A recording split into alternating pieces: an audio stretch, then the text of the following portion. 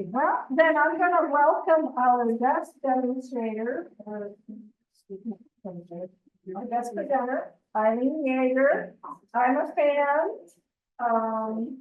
As you probably already seen in the newsletter, she's a self-taught artist, and she developed a fascination for printmaking.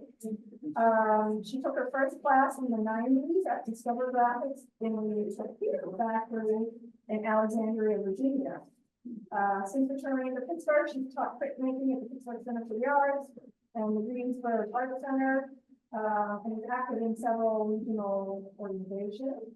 And in fact, this August, she received an honorable mention for her monoprint African American bouquet at the Art Week show. We are thrilled to have her passion and her expertise. And again, I'm a fangirl, so welcome, Eileen, and take it away. Thank you so much for having me.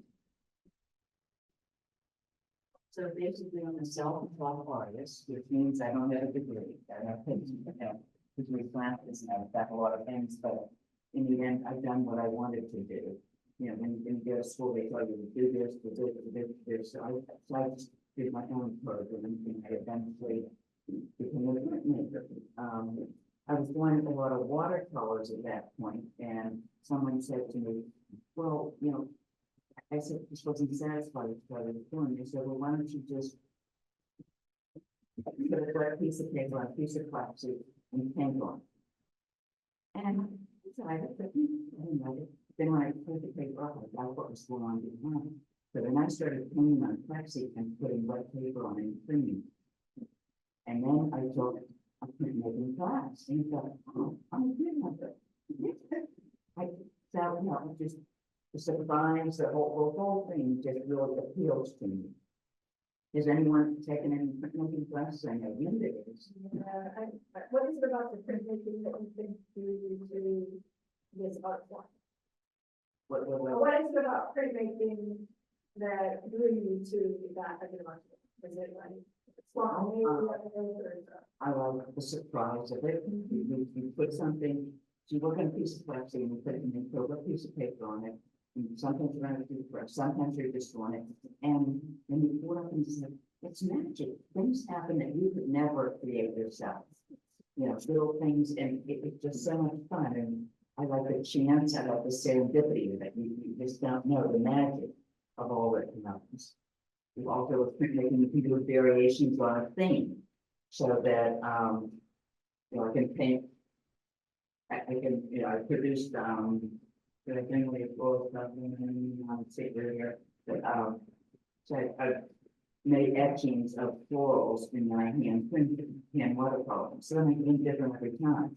Traditionally, with prints, you do an addition. And I started doing addition, but I didn't want to do everything exactly the same. So I just, you know, did a variation on like Rembrandt did. Rembrandt did his prints different every single time, which I find very inspiring. So, I'm going to give you a history of printmaking. Over the next page is. So, basically, there's 3 types of print.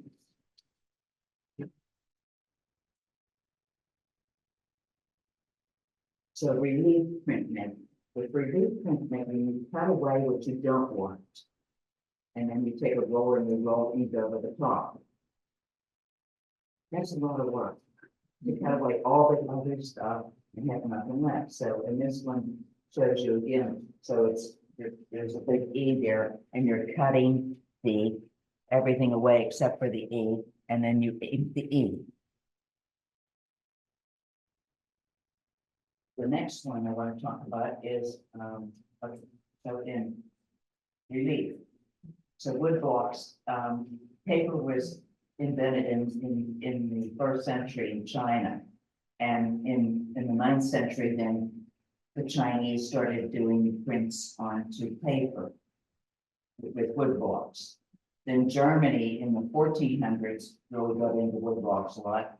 Dürer is a famous German artist who did a lot of things, and then the Japanese in the 1600s, they did these great big all these views of Tokyo. I think one of them did like 30 views of Tokyo. And then relief is also lino cuts. So lino cuts, the same thing. And lino cuts came because linoleum. They have linoleum and they started carving into it, and then they found out they could put ink on and they could print it. So that's relief. The next one done is intaglio. So with intaglio, like this letter here, I cut the letter into the plate so that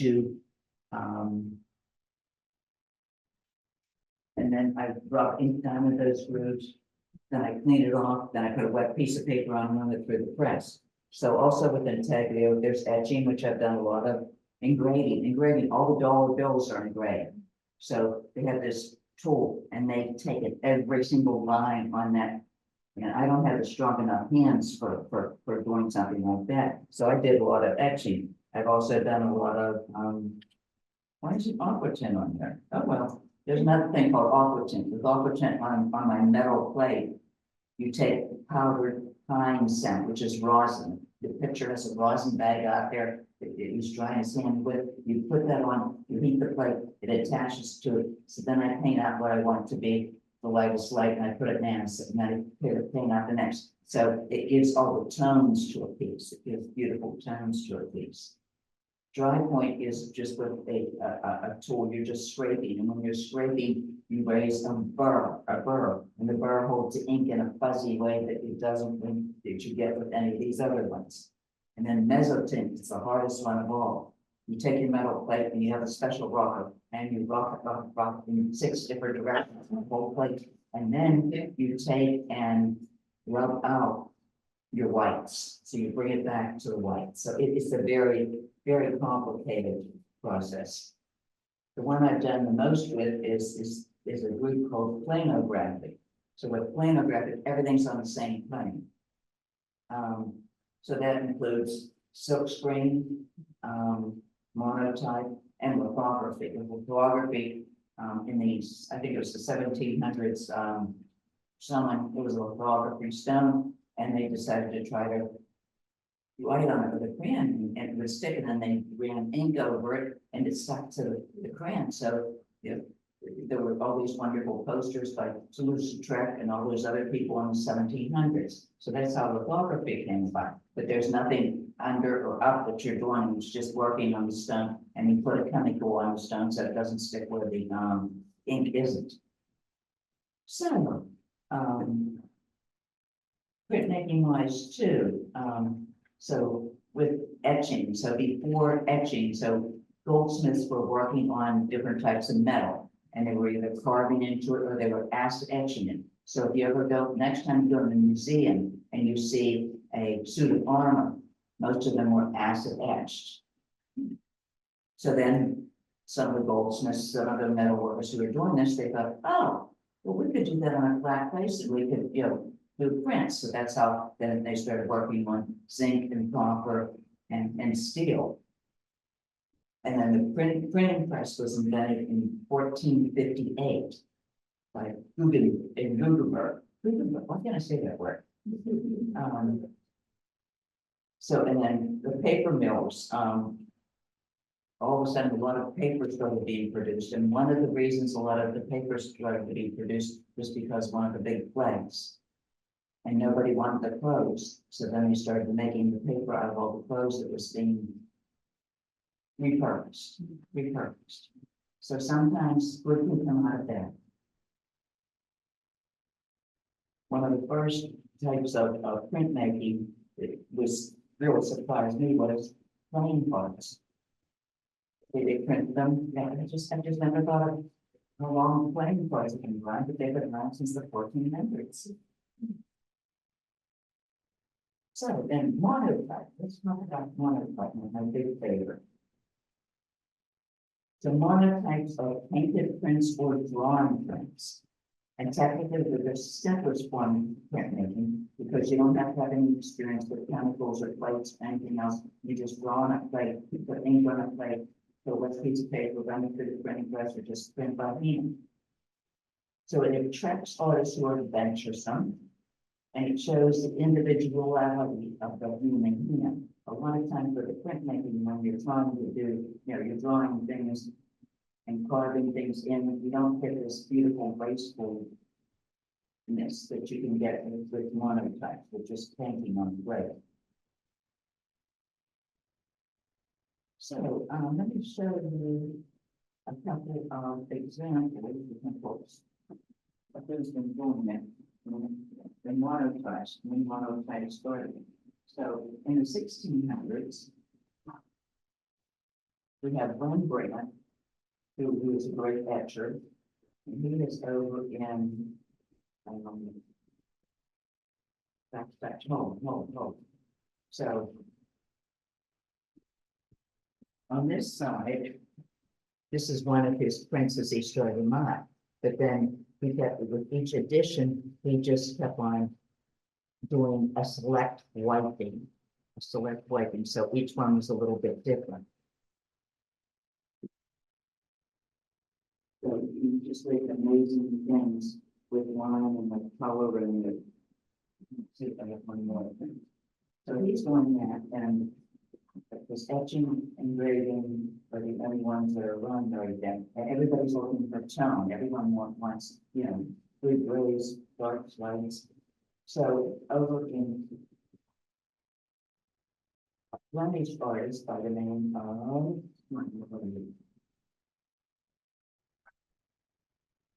Anton Salat. So he's doing typical paintings, a lot of, but then he starts printing. So what he's doing is he does a print, he paints on the plate and he prints it. Okay, and at the same time, over in Italy, Castiglione,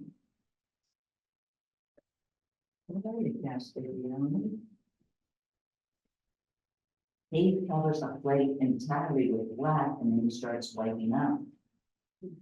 So he's doing the exact opposite of what the other person is doing. So printmaking, they're both doing it. They don't really have a lot of followers or anything.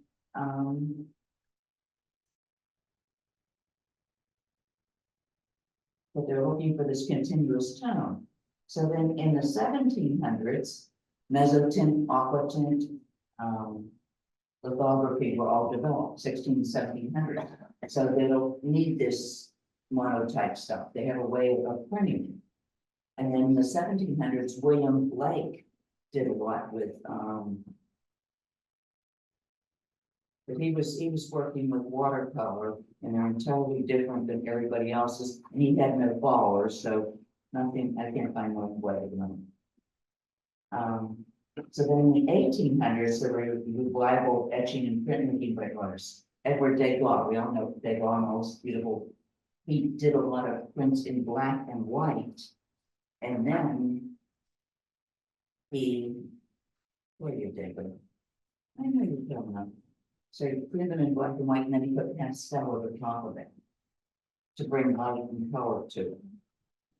Come on, Degas, where are you hiding? Here's Degas. Okay. So here's one of Degas with the beautiful ballerina. Oh, wow. So, these are all things that you can do with your prints. So at the same time, the person who taught Degas was someone by the name of Lapique. So these are all, it's a plate he etched, and then he just did individual wiping and he added things onto the plate. But he did 83 versions of this one plate, which I think is kind of amazing, So then we've all heard of Paul Gauguin, right? Paul Gauguin, he went to the South Pacific, and of course, the missionaries got there before him, so there weren't really new women walking around at all. It was all his fantasy, all just this stuff. So he did that, but what he was doing was he was painting in watercolor, and he was also doing something called a trace monotype. Where'd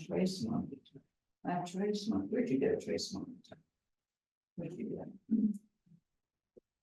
it?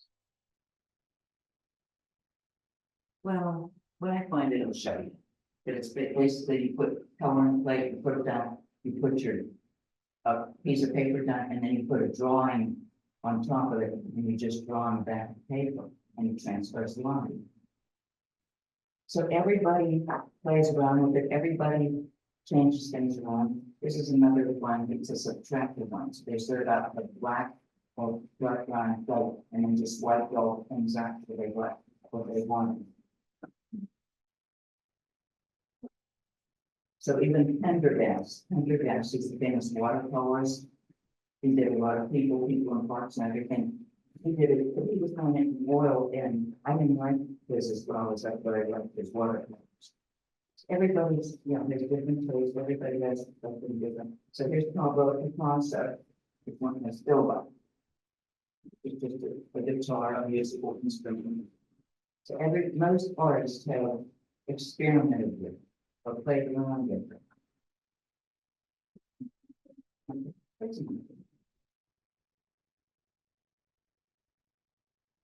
So now I'm going to show you all different types of prints and just explain how I did them. Because you can try, I've worked with watercolor, you can work with acrylic, you can work with pastel. It's more, you add pastel afterwards, but they're all watercolor prints. So I did this little piece with watercolor prints. So this is considered additive. So I had a plate, and I had a little drawing, I put it below it, and then I took the watercolor prints, I drew around, and then for the areas that are more mountainous and more transparent, I just did a wash with the watercolor. And when I pass it around so people can take a look at it. I could hold it. That's okay. So in addition to additive prints, we could also do things with nature prints. So this is a little sprig of rosemary. There's rosemary. So I coated the plate with black, a little plate, and I put it down, and I printed it. So the first one is the print. You get the white because the leaves are blocking the black and happening. So then I took it off, and then I printed what was behind it. So now it's a gray with a black behind it. And then I took the leaves and I printed them as a first print, and then printed them as a second print. So I got 4 prints out of that, out of one painting. So here's another one I did. Keep on forgetting what this was. So this was my first print, and this was my first ghost.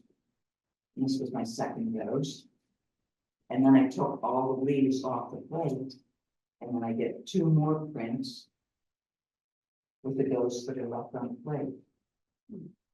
So with these, then I can take and I can layer things. So with this one, I did one with all yellow, and then I took green ones of the same plant and put it right on top.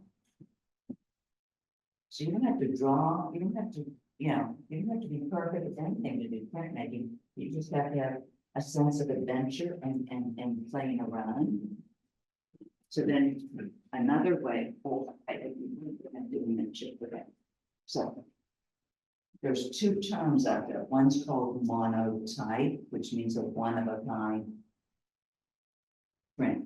You can't duplicate it again. And then there's something also called monoprints. With monoprint, I have little etching plates. I etched 60 different herbs from all around the world, and then so for different countries, I do this what I call a bouquet. So with the bouquet, I take the actual herbs, I take a couple leaves of them, and I roll the ink on them in the same color as the plate, and then I arrange it into a bouquet and I run it through the press. First, I run this through, then I take it away and put these down. If I would run it through the press with the leaf would emboss and put a mark on them. So I'll pass that around. So this is a Mexican bouquet. I've researched over 50 different countries and how they use herbs in their cooking. So I do a synopsis of the cuisine and each herb with translation and all the dishes it goes into. That's so cool. And I want to look at the color of the flag, so it's green and red. I first started doing. It is an agreement, but. It might be another box, so I'm doing a Maggie and Brandy class down in Virginia. 2-day workshop. We head down tomorrow morning, so I was packing up all the boxes and I put them in one box. Oh, well. So, then we're gonna talk about sparkle. So, you can sparkle things on, you can use a toothbrush, you can use, a paintbrush, you can use, flick it on any which way. So I did the design first. And I worked on the background and then I wiped out the colors that the purpose would appear, like super white. And then I'll show you some more sparkle stuff that I did.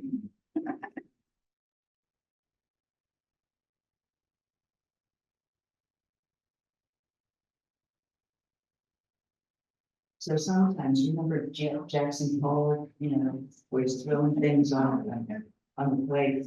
So I was throwing just a bunch of color on the plate. And a lot of times I do ghosts. So this is, I've advanced this one. This is what the ghosts look like. But you can see that can you see that there's a face, a woman that I could see there. So I decided it was to be mother and child, which I involved. So what I did after I did this, I was just throwing ink on the plate and then printed it. So I took like stencils. So I did a rough thing of what I wanted to do. And then I just took pieces of newsprint and cut them out and put them like here on the baby's head, protect it, and here, protect it. And then I'm sprinkling on and physically then just putting more things onto it. And then I coated the whole background with like a thin acrylic gold so it steamed out. So I before I started printmaking, I never did anything abstract. So it was fun to do that Jackson Pollock, and I've done 3 or 4 different things that it took a little flag of the past, so I'm just gonna have it sitting here.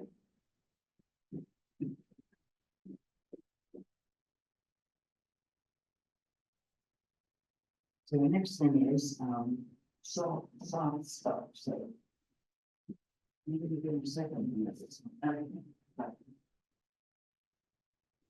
So this is more the background for this one. This was I painted this on the paintbrush. And something every use of this color pencil line to highlight it at the end.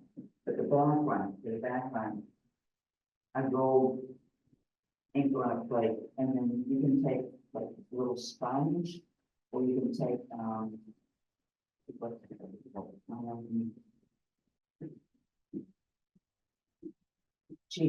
get cheese cloth and put it in a whole piece of nylon.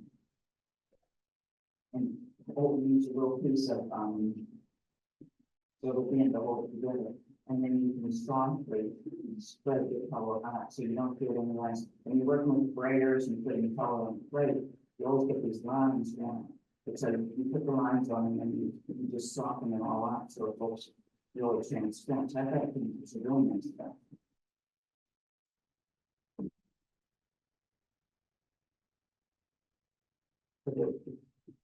We call it gold finger because there was an artist by the name of Joseph Goldini, and he did a lot of these things. He did a lot with his hands, so I put the ink on the side of his hand was just slowly thinning and slowly softening. And I meant to bring the book, but I forgot.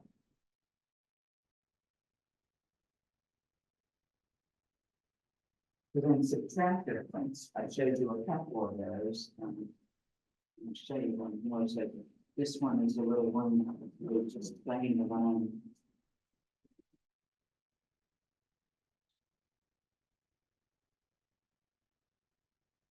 Covered a plate with black and just took, this is a piece of mat, the end of the mat where it struck all those little from throwing cuts in it. And yeah, that was mat board too. So I did these things and I looked at it. I did her when I started doing these and I thought, oh, Goldilocks and the Three Bears. So, but I called it Goldilocks and the Three Fears. Because, you know, it's not a happy thing like Goldilocks story is usually. But you just cutting through and cutting off things, and then here you go. So then this is the ghost from. So I can still develop that into something else. Now, one of the things I didn't show you in the book, Matisse. He did a self-portrait. Yeah, Matisse.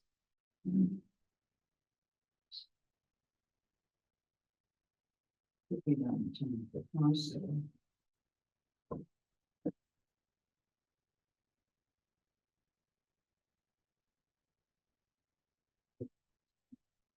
So Matisse did these, he covered the plate with black, and then he just did this beautiful, delicate little line of nude.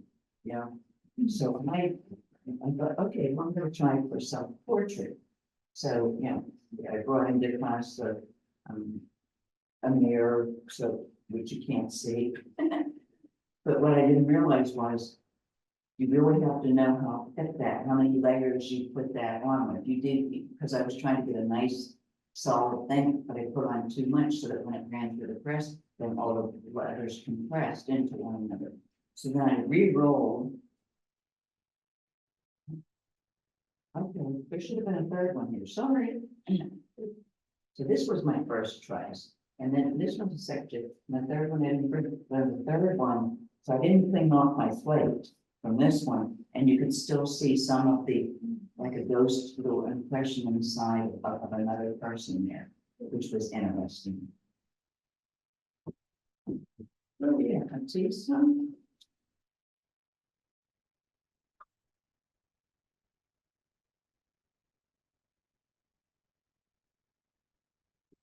One I didn't pull on before, we're just drawing, so, this one.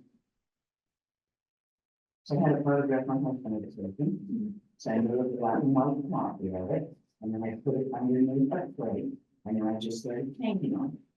So with this one, it came up, I only started to fill in this half of it, but I didn't fill in this half. So you get a lot of, you know, white spaces in front of the stroke, but then you can just continue to work on it, and you work on it with anything like this one was probably white based ink, so I think it was working on the filler on the back.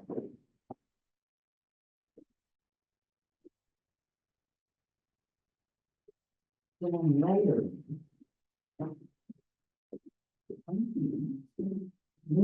this my niece, she took some classes when she was off work a few years ago with me.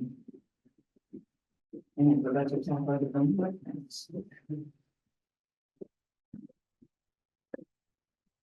I was talking before about so again and the trace monotype. So I had another photograph my husband did. So on the plate,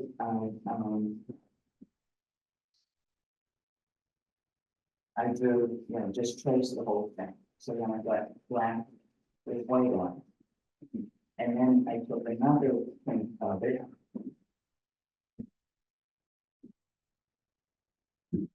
So that all the lines that are there, you can see them on here, on this one. Now, you know, I didn't do a real good job. I got a really messy background because I was just rolling something on. I wasn't thinking about all the different possibilities, all the different things that happen. Makes my little trace drawing there.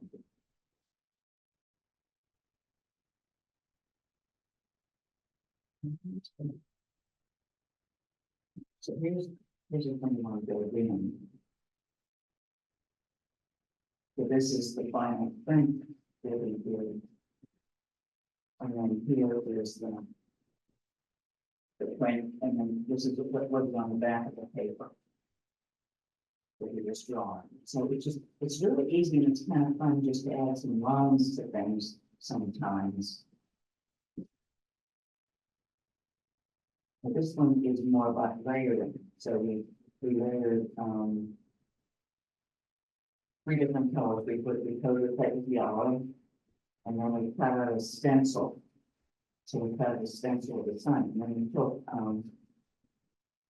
baby powder, and put it on there, baby powder blocks, we got the ink right through it, and then we did the yellow one, and then we did a red one.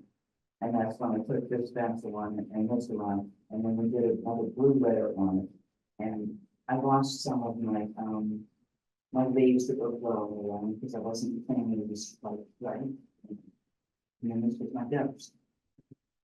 They just, things happen in printmaking that you don't expect. So a lot of times, I try to do some of the leaf things I've worked with. For this one here, I had a lot of leaves moving around and I call it autumn twirl, but then there weren't enough leaves. It didn't, it needed some spots. So what I'll do is, I go this one, it needs some more. So I usually do a number of prints in the same day. So I'll take other ones and I can sheen collate. Sheen collate is a French term which means to glue down. But doesn't it sound good? Sheen collate. So I can add different things to it. So that's what I did on this one too. And just one more tiny important piece. So on this one, okay, this leaf I added, and this leaf I add. I cut them off another one, and it's a like a collage, so I cut this open so I could slip that up underneath and cut a hole there so I could slip the top of it down below. So, I've never done anything with collage before either. I found in my experience, so this was a first run, I did something on the background called a rainbow roll. So that means on my roller, I have a couple different colors going. So this one is probably wide enough, I could probably just do one with this blue, green, and just some yellow ones on the edge. So this is what it looked like, and then when I took this big leaf off and took those stuff off, the leaf underneath is blue. Because that's the color that was behind it.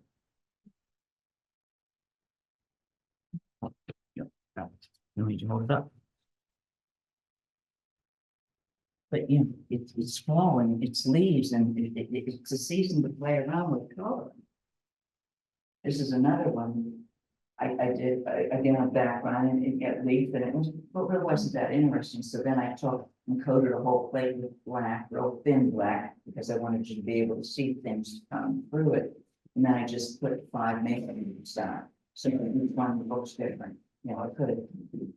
Ones after that, I did better design and better.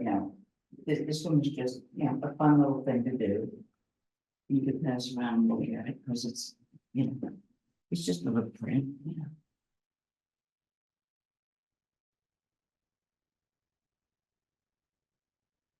Another thing with leaves and collage. I had a print. So this is, just make sure I'm holding up the right way the print goes. This one. Okay, so I did this and it was colorful, it was nice, but so then I cut it up into 6 pieces. And then I took another little plate and put it on top of each one. And then put an oak leaf on top of each one of those. So that the oak leaf saved the color that was underneath. But then the black, then it got black around it, but then I had a border around each one. But I was playing around and it just seemed like, okay, I gotta change this somehow. I gotta make it look more interesting. So do you think I did better? Yeah. Isn't that fun? You just.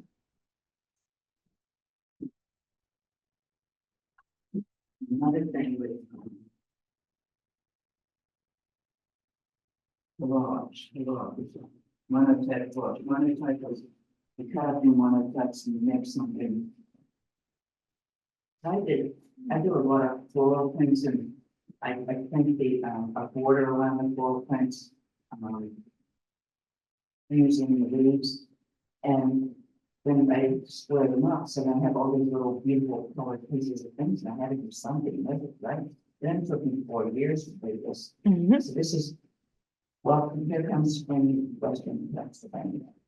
So it's the border of the state, this is Lake Erie up here, West Virginia's down here, all the rivers are coming, so, I think they're lifting in the back, if anyone wants to know what it is, but then here's the golden triangle.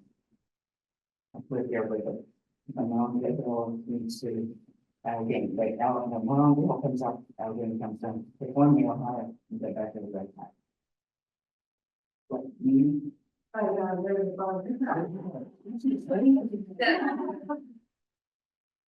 So, you know, it's just whatever your imagination can.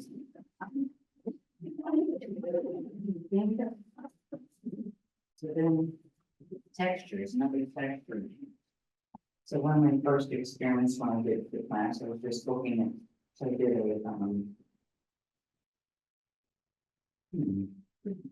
feather, I just combined a whole bunch of things, piece of lace, a piece, you know, had a triangle there, you know, just playing around, just seeing how things are printed. So then I wanted to know, well, how does everything print? So I've done a lot of quotes in my stuff, so then I just did all the different things there. So this is bubble pen, and it was striking the bubble pen in the bubble pen. In it with the press, this was a piece of negative, a screen, a doily, a piece of lace, an onion skin bag, probably. This is a piece of saran wrap, aluminum foil down here, and then duplicates of them. So, you know, I had this color, so when I took all of it off, and I got, there was all this beautiful color, and I still haven't figured out what to do with it next, but it's a work in progress, and it's hard to see,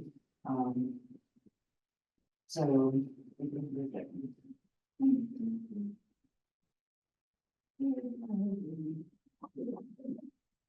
Yeah, I was teaching about Pittsburgh Center, was someone left this there, some student did it and left it there, and so I drove on it. I printed it in color, but I also printed it in black and white. The other thing with collage is it was,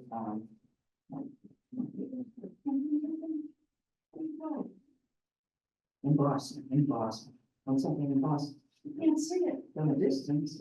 So it usually, you have to combine it with something else in order to make it look good. But, you know, it is good. It is a wonderful thing if you get up this close to it.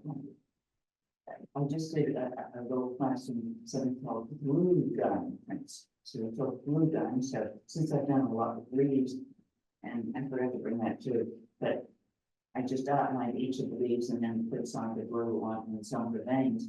And it's a beautiful, really deep embossment, much better than this was. So then, you know, since so I had all different types of embossments here that could be done, but again, it's hard for you to see. And then something else I've done is something called a holograph. Holograph is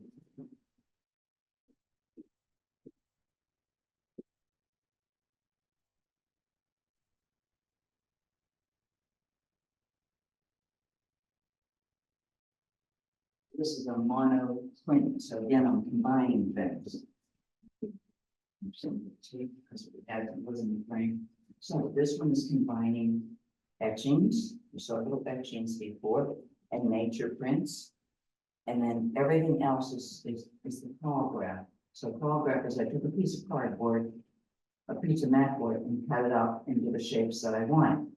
So just like a jigsaw puzzle, I can ink what I want to ink, and then I can put it all back together and print it all at once.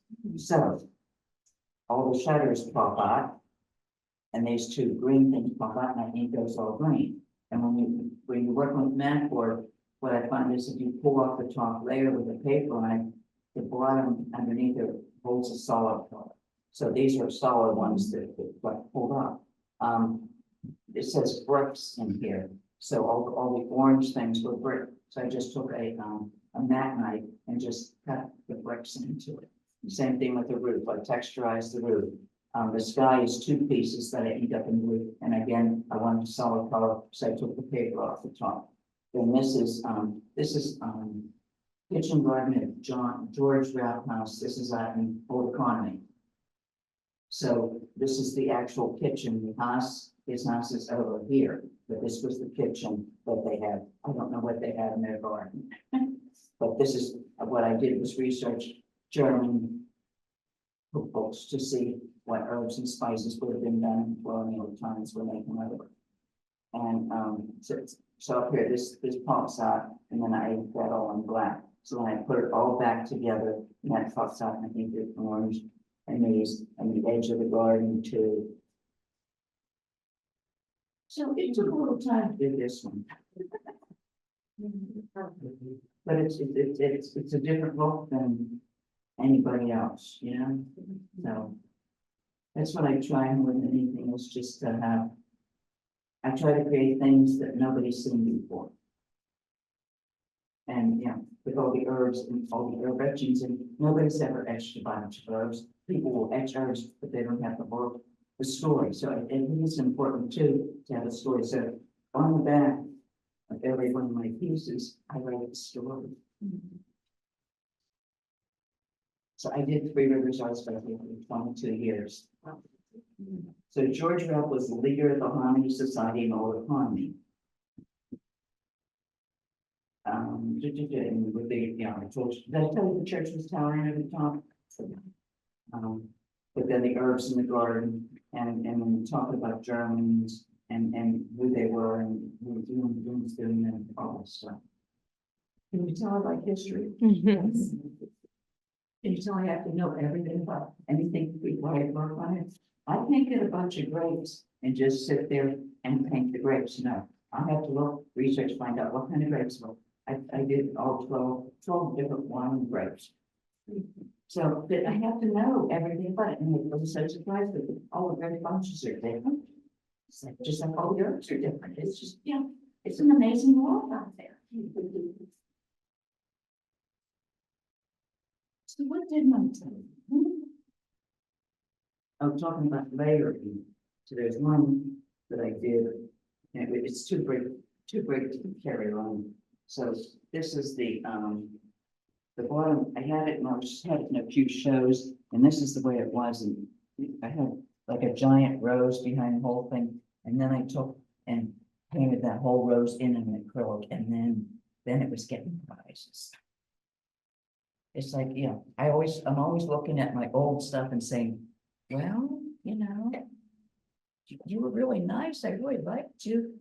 I can see what I can do with you now. So I'm always looking at my old work. Does anyone else get their old artwork? Oh, yeah. And say, yeah. I know so much more now. I can fix you. I can sell you. So, any questions? When your grandmother's kid. Oh, I didn't bring them. I did my great grandmother's girl. She had a haberdashery in downtown Pittsburgh in the late 1800s. So and it's a 6 by 7 foot quilt, something like that. So I etched that, and now again, if I stand in front of it with hand paint, I gave it to everyone. I'm one of 12 kids, so I gave it to each one of my sisters. And I have one. She's on this one. Yeah, I should have brought it. Well, there was so much, but I was just wanted to focus more on the monotype stuff and not so much on etching stuff. But yes. Yeah, did you say you're primarily working on top of plexiglass for these prints? I work on plexiglass, yeah. Okay. So you can buy plates online that are, real thin. That's if you want to put them through the press, but you can print on any kind of plexiglass. You can print on plastic. You can print on plastic, right? Yeah. She prints on garbage bags. Yeah. But I find if you get, especially with, I use oil-based inks a lot, and with the oil-based inks, you just get a richer color than you do with water-based inks. So I'd like doing that more. We're saying that oil-based things. Working different, any art supply store. So like thick flip, so they're like oil, but they're made for paper. So if they, because I learned if you put regular oil paint with it and put it on, then oil halo gets on the paper because it's not created for that. So when you do that on the plexiglass, they're using only oil-based inks when you do that? Yeah, Okay. yeah, so most of the stuff is oil-based things.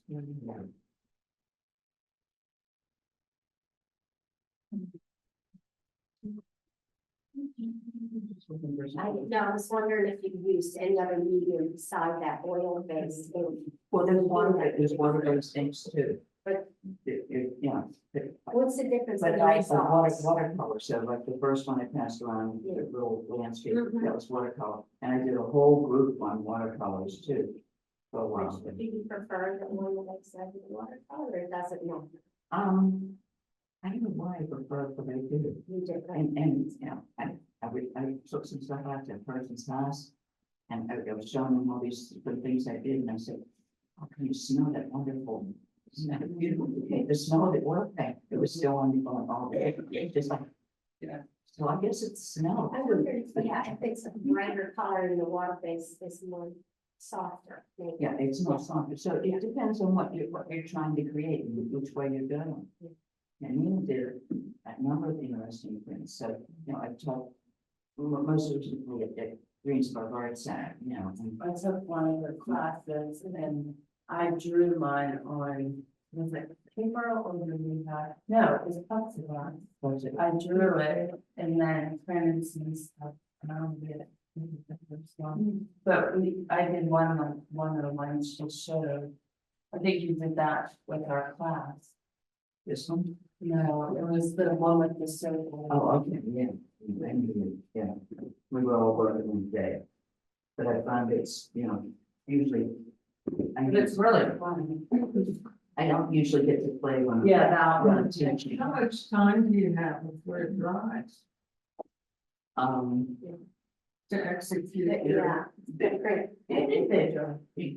Fairly quickly, everyone can take them home, we put newsprint in between them, and, they say, if you want it nice and flat, you just put a couple of those coffee table books on top of it, and it'll flatten right out. If it doesn't flatten out, you just spray the back with water, wipe it off with a piece of paper towel, and then, again, put something on to protect it, and put plexi and books on it, and it will flatten out. You can do that with water, you can do it with anything on paper base, flatten everything. Does the water-based dry faster than the oil-based? Yeah, generally, yeah, because the oil-based or the water-based inks are thicker.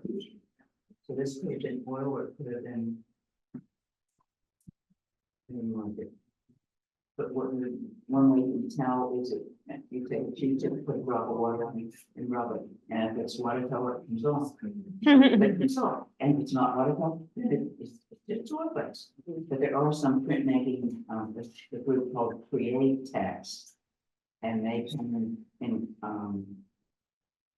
into blocks, and they will dry so that you can put another layer. What I like about the oil-based is I can go back into this and put another layer on because I can soak the paper again. With water-based, you can't soak it unless you want to lose it, Sometimes it's an experiment, and we'll see what takes long and what stays. No, this one's so stupid, like, so you're painting that on, you're using a brush as your fold.